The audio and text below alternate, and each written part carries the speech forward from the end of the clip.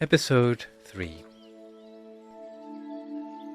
Eventually he sat down in despair under a tree, fearing he would be executed for his mistake. After he rested, his thinking became clearer, and he found a way. He thought of a way to save his neck. After dark, he hurried to the cemetery without the city walls. It just so happened that a freshly dead corpse of a young man had just been laid to rest there. The relatives had just left, so he quickly approached the corpse and sliced the flesh from the corpse's thigh, leaving the rest of the corpse where he had found it. He took the meat back to the kitchen and roasted it for the king's meal. When it was ready, he served it at the royal table right on time. The meal was hot and smelled delectable. King Brahmadatta came for his lunch, according to his normal daily routine. As soon as he savored the meat, the ecstasy of the taste seemed to perfuse his whole body, to the extent his hair stood on end with the joy. He had never imagined there could be a meat as delicious as this. He wondered why he had never been served meat as delicious as this before. The reason why King Brahmadatta was so taken by the flavor of human flesh was because in his past life he was once a man-eating ogre who ate human flesh. Because human flesh was his staple diet during that life, this preference had followed him even into the present life.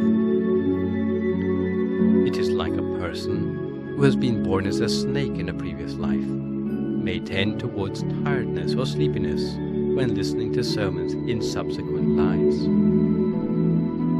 Even though he was more than satisfied with the food, but so the cook would tell him what sort of food the meat really was, he pretended to be upset and spat the food out on the floor.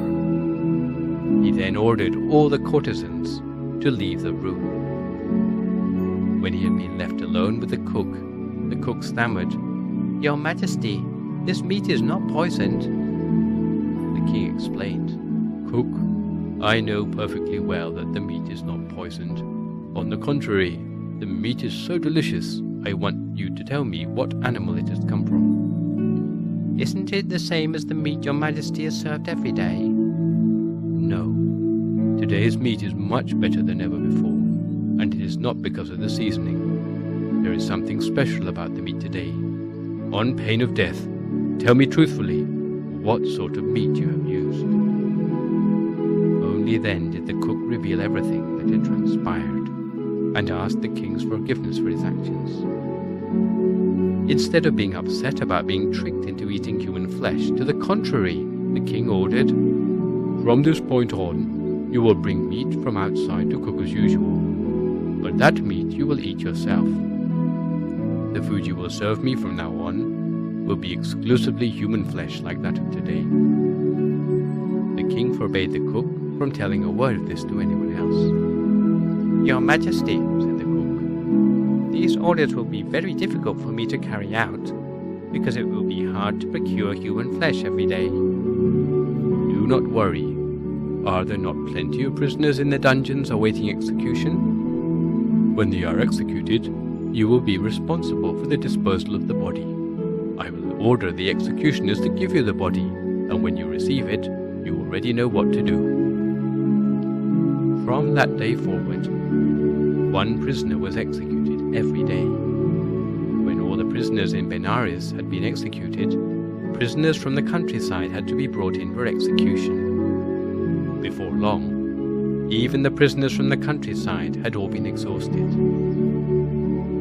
Now the king had to order a soldier in his trust to take a bag of royal coins and leave it by the roadside, hiding nearby. If anyone touched the bag, they would be executed for treason. Before long, the public became wary of anything they found lying at the roadside or in public places, so the king had to change tactics. He ordered that the alarm bell be rung throughout the kingdom, something normally reserved only for when the kingdom was under attack, instructing the cook Everyone will go hysterical and run around chaotically out of fear of invasion. Conceal yourself, and when a person runs by, you will have the opportunity to seize them for flesh undiscovered. Corpses with lumps of flesh missing started to turn up all over the kingdom, and with rumors going about, now real chaos started to reign in Benares.